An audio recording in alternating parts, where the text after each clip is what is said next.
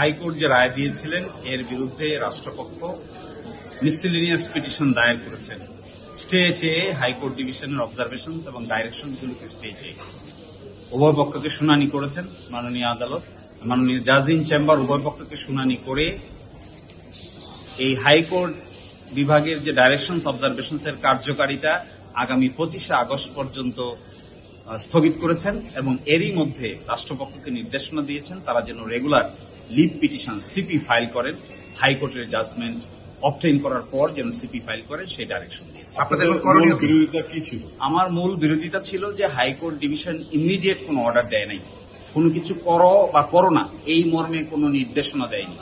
High court division observation দিয়েছেন এবং কতগুলো ইন্টারপ্রিটেশন দিয়েছেন, এইগুলো স্টে করার কিছু নাই।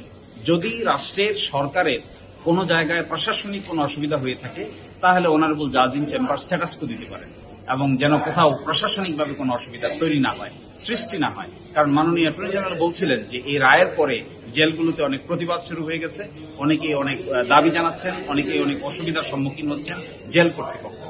তখন এই প্রেক্ষাপটে আমি বলেছিলাম যে সেই ক্ষেত্রে স্ট্যাটাসকো আদেশ যদি থাকে তাহলে তো এগুলো কেউ বলতে পারবে না, বলার কোনো স্কোপ থাকবে না।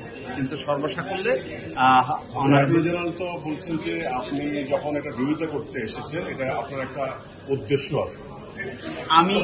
আমি তো এক পক্ষের আইনজীবী, আমি এক পক্ষের আইনজীবীর তো একটি পক্ষ আছেই এবং সেই পক্ষ কি? সেই পক্ষ হইল সংবিধানের বিধান সমুন্নত এই সেই পক্ষ এবং এর বাইরে একজন আইনজীবীর আর কোন উদ্দেশ্য থাকতে পারে না আইনের ইন্টারপ্রিটেশন ছাড়া।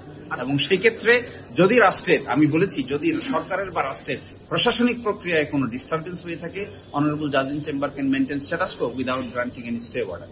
আচ্ছা, আপনি একটু বলে দেন যে আসলে এই রায়ের এখন তো আপনাদের করণীয় কিছু আর থাকলো না, কিছু করণীয় কি থাকলো? এই রায়ের ফলে যে স্থগিতাদেশ থাকবে 25শে আগস্ট পর্যন্ত, আর রাষ্ট্রপক্ষ সিপি দায়ের করবে। রাষ্ট্রপক্ষ সিপি দায়ের করার পরে নিশ্চয়ই আমরা শুনানিতে অংশগ্রহণ করব। বাকিটা অনারেবল আপিলেট ডিভিশন যা সিদ্ধান্ত নেবেন তার সকলের ক্ষেত্রে প্রযোজ্য। Thank you.